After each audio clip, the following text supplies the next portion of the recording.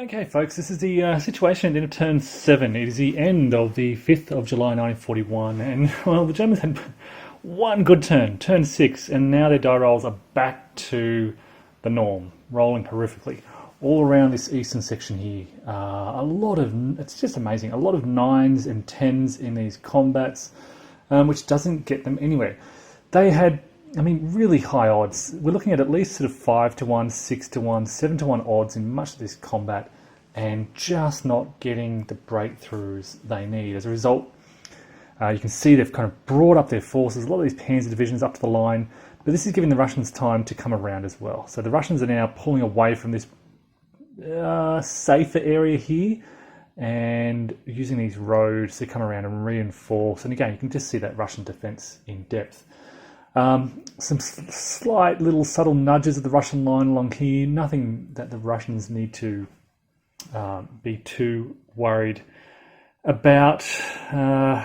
It's a lot of infantry. Again, you've got that Panzer Division, the 11th Panzer Division here in this area, and then the motorized division, but difficult terrain for them to operate in, and difficult terrain for them to break through, so nothing much happening there. The Germans are feeling better about the situation down here in the east, and Operation Munich is progressing pretty well. Huge successes down here. This is where all those positive die rolls came in, and you can just see this line of German and Romanian units, mainly infantry. The one combat that they wanted to succeed in right here was the one combat that they rolled poorly in. As a result, they could not break through, and they could not reach that key town, Belzi. And as a result, the Russians have driven up the road, and actually they came from two directions. They came from the north to reinforce it, and they're coming up from the south to reinforce it as well. And that's going to be critical because it's a rail junction, and it's on the nexus of 4 roads. It's a crossroad for roads, primary roads, and for rail. Well, look, the Germans, I think they could get around, and they might get one attack on it before the Russians can really reinforce it in strength. So we'll see how they go. They'll have one chance to take that town before the Russians can bring in a lot of their armor, and I guess into supporting hexes as well. But they do have that headquarters behind the line to support out. So the Russians are using their headquarters more efficiently now. It's taken them 7 turns, or 6 turns, but it's finally coming together. Elsewhere, beyond that sort of drive here, little pushes up across the river, nothing substantial here, no breakthroughs. Again, there's not a lot of armour here, and then pushing out the flank as well, but nothing too substantial. So really, this turn 7, aside from this series of combats along here, drawing on a lot of supplies, it's been a case of the Germans and Romanians just kind of nudging the Russians back at this stage, and they're they're hoping for good terrain to facilitate a breakthrough. So if they can grab this crossroad, that might provide it, because they can break out to the northeast, to the northwest, and if they can, around here, they're looking maybe around this area. If they can break through to this open terrain, that'll be great. If they can break through to this open terrain, it'll be great. But they're really, they've got the great combat odds. They're bringing the forces. They've got air superiority, artillery superiority. They just need they need those good die rolls when they need them. That's been, again, the main story here of this German advance. So we're about to head into turn 8. I'll also point out, as well, the Russians have taken 2 of their special reinforcement pool options, which has resulted in 3 victory points for the Germans. But you may notice the 2nd Panzer Division here.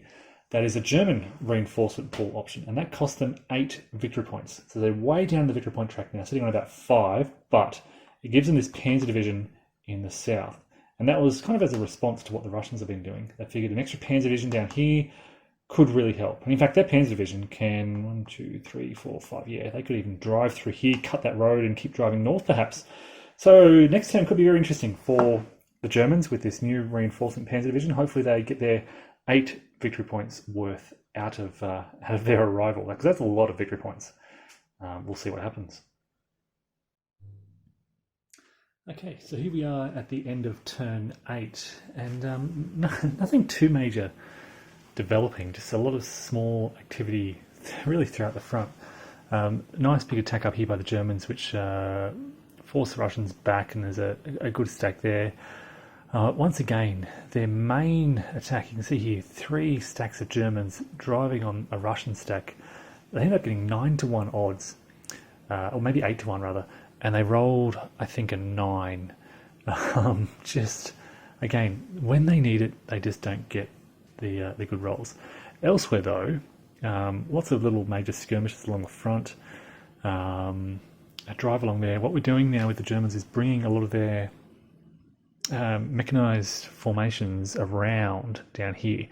This is just becoming a bit of a quagmire. So you can see this division here and some of the SS formations swinging back around, because I'm thinking we're going to try and push through here, certainly, but you can see Russian defences out in the far southwest around Stanislav have really been a bit stretched. Now that the Slovaks and Hungarians have arrived, they're not particularly strong units, but they're kind of just arriving in the right places to force the Russians to pull back. So they've got to block these passages out of the mountains.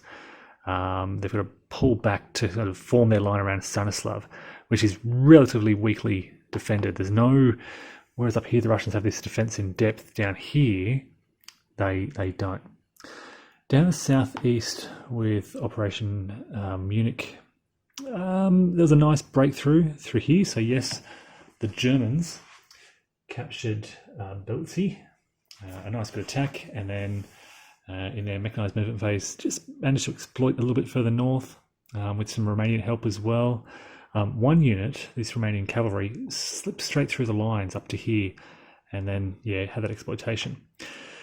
They're managing to kind of keep the Russians kind of east of that line. The Russians have to they're trying to come up to Belzi, but otherwise they have to go a long way around. And it could be that the Russians will find themselves maybe stuck south of the Dniester River along here. There's not many crossings. There's a crossing there. Okay, so they can get across there. Otherwise, that's it. And with the German turn next, Axis turn next, these Romanians can easily move into these mountains and prevent the Russians from moving south up the Dniester. They could even, there's not a lot of Russian strength around here. They may even be able to break through, maybe, and get to that crossing or close to it by the end of this turn. By the end of next turn, rather, turn 9. So they're also taking advantage of the situation down here and driving east towards Kishinev. Also relatively weakly held, another VP location down there.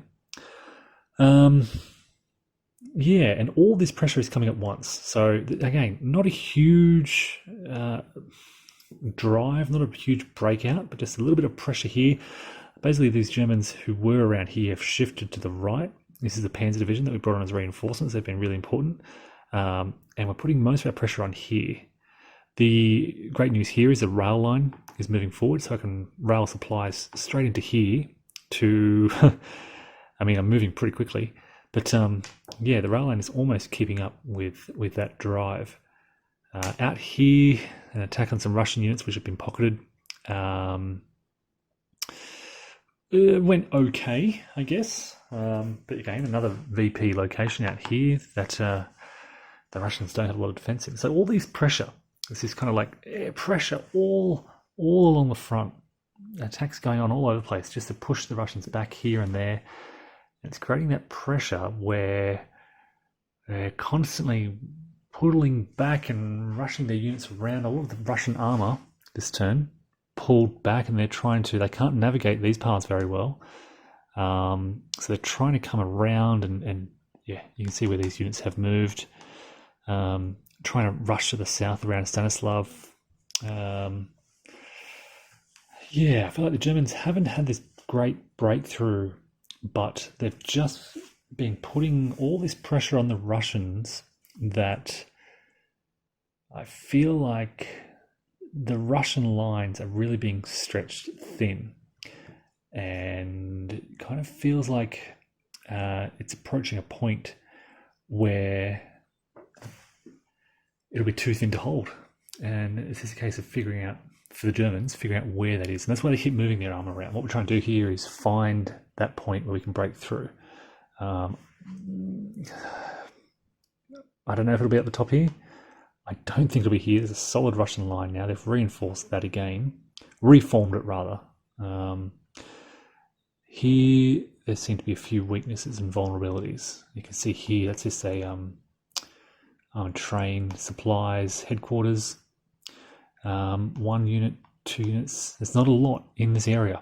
So that's why you can see here, motorized division, 11th Panzer, SS, another formation, coming around. We're looking to kind of find something in this area, whether it's driving straight south to Stanislav and then coming around. Maybe I'll do that, comes all the way around, or maybe push back through here. A couple of possibilities. What I'll try to do is put these units in this area where they can strike in any direction. So, another interesting feature of gameplay is the air power rules.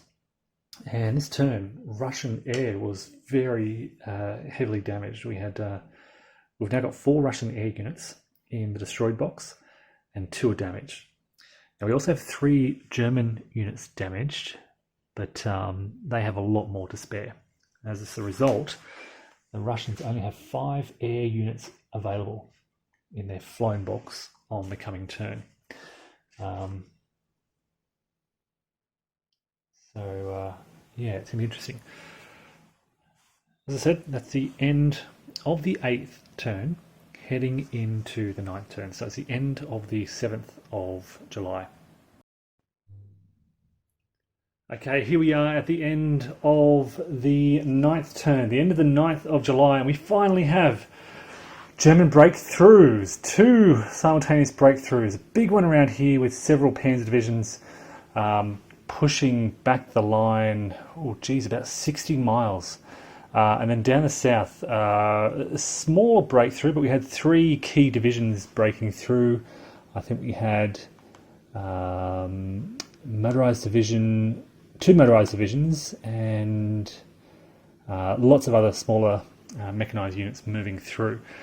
So this created a bit of a bulge through here. You can see they drove along these 2 primary roads out from Lutsk. And this, a series of really, really good rolls on their attacks, which both eliminated a lot of Russian units. It's pocketed a few small units up in the north.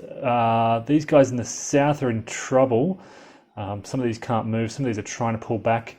And the Russians have tried to pull everything back. So on the northern flank, they've pulled their forces. They've had to pull these forces around and down to try and hold a new line along this river. But I think they're in trouble here. I don't think this will hold. Down the south, they've pretty much pulled everything back. So they're giving up Brody here. They've withdrawn from Brody to pull the line away. This is just their first move away from Brody, so they can't go that far. But basically with this pocket here and this pocket here, there was a risk that the Germans could come around. So they could not hold this central position anymore. A lot of Russian forces here holding this clear terrain, so they're now pulling back to support the defense in the north and in the center. In the center here, as I said, what's critical about this one is it's right on this rail line, so we can draw supplies right up to pretty much the point of the advance. This one is a little bit more stretched. You can see where the rail advance is here. Unfortunately, the Russians here hold those key positions on that rail line, so it's going to be hard to get supplies up here. We'll need to maybe extend this rail line from Lvov up here, but then there's Russians here. So, look, we're going to have to use some road movement to get supplies up through here. There's a narrow gap here. It's difficult logistically to support this, but I think the Germans now really outnumber the Russians with this series of attacks. It's really been 2 turns in a row. The first turn was really setting up the situation, weakening the Russian line, and then we had this 3 panzer divisions hitting adjacent areas on the Russian line, and for the most part eliminating those Russians.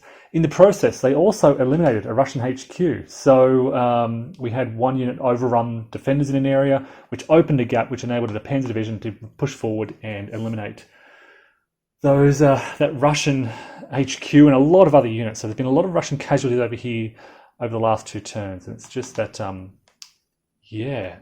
series of really powerful attacks along the line which created that breakthrough.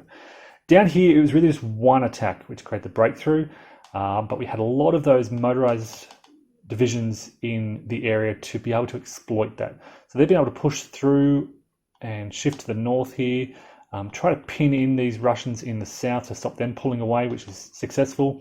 Some more Russian units pocketed behind the lines.